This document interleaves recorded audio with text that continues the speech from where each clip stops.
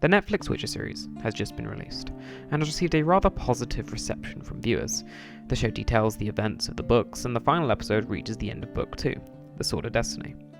In this 9-part series, I will be breaking down the differences between the show and the coexisting part of each book. There shall be a video for each episode, and this specific episode will answer many fans' criticisms about the show's structure. So, usually I don't have time for IGN, but recently they posted an article about the Witcher TV series. The article detailed the staff's review of the series. There will be a link to that article down below. In it, the show is described as having a convoluted structure. In fact, many tweets have popped up on my timeline saying a similar concept. The show is complex in structure, and this is a key criticism, but today I want to explain why this is, and why I believe Netflix did a good job. There will be spoilers in this video, so if you haven't seen the Netflix series, I'd recommend you stop watching. First of all, let's answer the question of the 3 timelines. Geralt, Yennefer and Ciri all appear in different timelines throughout the story, even at the same time, especially if you look at episode 2. You can mainly pick this up and figure it out, especially if you're a reader of the book, but some viewers were probably left stumped at some points. In fact, as we've previously discussed, tweets of this have shown, it's very confusing.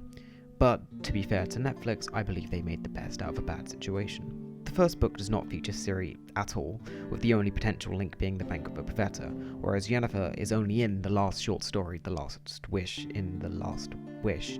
The result of this means that if they followed the books, Yen and Ciri would barely feature in the first season, a problem that the writer of the show and creator has actually talked about on Twitter.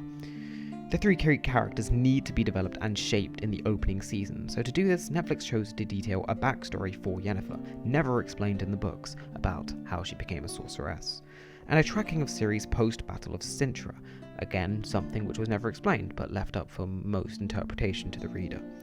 The result makes for their overlapping stories in the episodes, all linking towards the end. A classic structure we are all familiar with. Game of Thrones did this without the confusion of the timelines.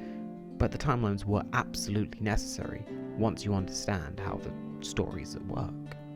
Now, as for the specific reason the timelines were needed, well, the first thing you need to remember is that sorceresses are old.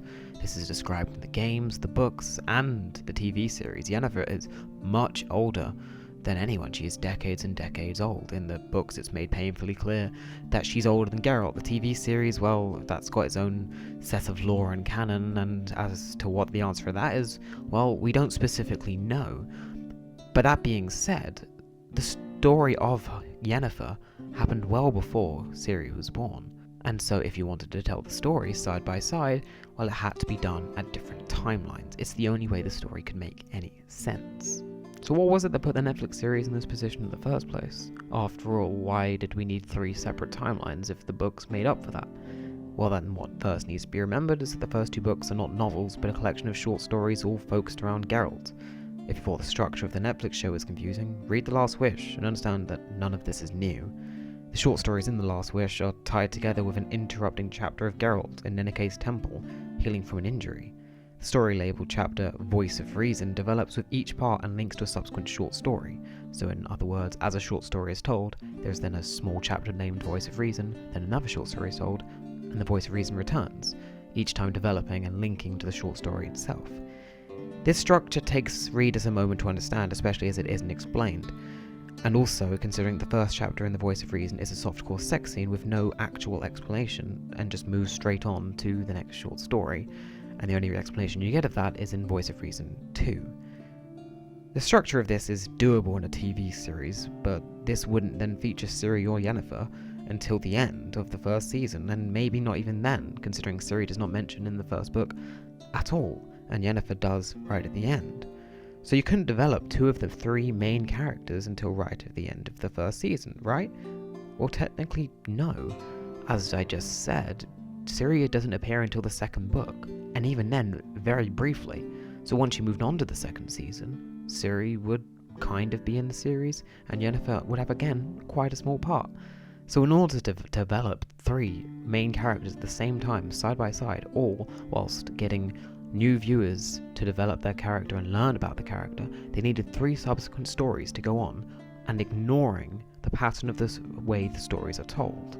Think of it like this. The Netflix show is also trying to outreach to people who haven't read the books or played the games. They're trying to engage people people who are fans of Yennefer or Ciri would be willing to wait an extra season to see them if that made sense, especially if you've read the books. And even then, even if you read the games, these are your favourite characters, and even though you might want to see them straight away, you'd be willing to wait a bit longer. But if you're a new viewer and you're watching, and you want to develop a character and not know anything about the character, you need to do that in the opening season. If you have to do it in the second season, it would take away from the main story. And why is that? Well, what needs to be remembered is that the first season is a setup, and my evidence for this is, at the start of the 8th episode, what happens? All the intro logos combine into one to make the series logo, showing that every piece was fixing the puzzle of the rest of the story, and that once that those short stories have been told to put Geralt, Yennefer and Ciri in the position to move on, only then could the true story be told. So, in terms of the structure being crooked and clumsy and very complex, we're left with a very simple answer. The structure is confusing because it is necessary to be confusing. The whole point of Sapkowski's first 2 books was to set up the novels, so the show spends 1 season setting it up too. The idea being that you get everything in place so the true story may begin without the need for any more development or scene setting. The Sword of Destiny and The Last Wish developed Geralt whilst also creating the relationship with Yen and detailing his destiny with Ciri. I think that couldn't be a better description of what they did in the first season either.